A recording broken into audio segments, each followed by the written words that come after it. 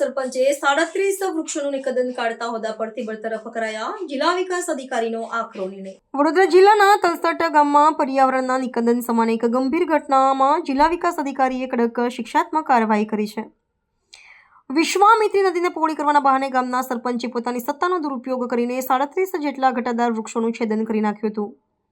આ ગેરરીતિ સબબ જિલ્લા વિકાસ અધિકારીએ ગુજરાત પંચાયત અધિનિયમ હેઠળ વિશેષ સત્તાનો ઉપયોગ કરી તલસટ ગામના સરપંચ નવનીત બળવંત ઠાકોરને તાત્કાલિક અસરથી તેમના હોદ્દા પરથી દૂર કરવાનો આદેશ જારી કર્યો છે. આ સમગ્ર પ્રકરણની વિગતવાર તપાસ વડોદરા ગ્રામ્ય મામલતદાર દ્વારા હાથ ધરવામાં આવી હતી, જેમાં સરપંચ કસૂરવાર સાબિત થયા હતા. તપાસમાં ફલિત થયું હતું કે સરપંચે વિકાસના કામના ઓઠા હેઠળ સક્ષમ અધિકારીની પરવાનગી વિના જ વૃક્ષો કાપી નાખ્યા હતા અને તેનું લાકડું બારોબાર વેચી મારી આર્થિક ગેરલાભ ઉઠાવ્યો હતો. આ કૃત્ય બદલ વહીવટીતંત્ર દ્વારા તેમના પર ₹8.35 લાખનો જંગી દંડ પણ ફટકારવામાં આવ્યો છે. એક લોકસેવક તરીકે ફરજમાં ગંભીર બેદરકારી દાખવવા બદલ ગુજરાત પંચાયત અધિનિયમ 1993ની કલમ 57(1) અન્વયે આ શિસ્તમાં ભંગના પગલાં લેવામાં આવ્યા છે.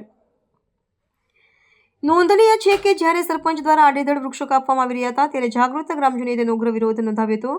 જો કે તે સમયે સરપંચે ગ્રામજનોની રજૂઆતને ધ્યાને લેવાને બદલે સત્તાના જોરે દાદાગીરી કરી હોવાના આક્ષેપો થયા હતા, જેના વિડીયો પણ સોશિયલ મીડિયામાં પ્રસારિત થયા હતા. લોકશાહી ઢબે ચૂંટાયેલા પ્રતિનિધિ દ્વારા પર્યાવરણ અને કાયદા વિરુદ્ધના વર્તનને કારણે ગ્રામજનોમાં ભારે રોષ જોવા મળ્યો હતો. અંતે જિલ્લા પંચાયતની આ કાર્યવાહીથી સત્તાનો દુરુપયોગ કરતા પદાધિકારીઓમાં ફફડાટ ફેલાયો છે. આ જો વિશ્વામિત્રી નદીના કિનારાના લાકડા છે સાહેબ.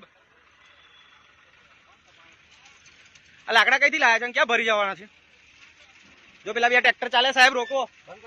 ઓ ભાઈ, ટ્રેક્ટર બંધ કર દે. બંધ કર પેલા. ઉભે રાખ, બંધ કર દે. કઈથી લઈ જાવ છો? કઈ લઈ જાવ છો લાકડા? રફીકભાઈ કીધું સમસાનમાં આટલા જાડા લઈ જવાના હોય. કેટલા બોલાવો તમારા ખાવા આવે છે? હે, મીડિયા વાળા તો પૈસા જ ખાવા આવે છે. એવું છે? બધા મીડિયા ચોર છે એવું? હા, મીડિયા તો ચોર જ છે એવું? અને મીડિયાને ગાળ દેવાનો અધિકાર ખરો તમને?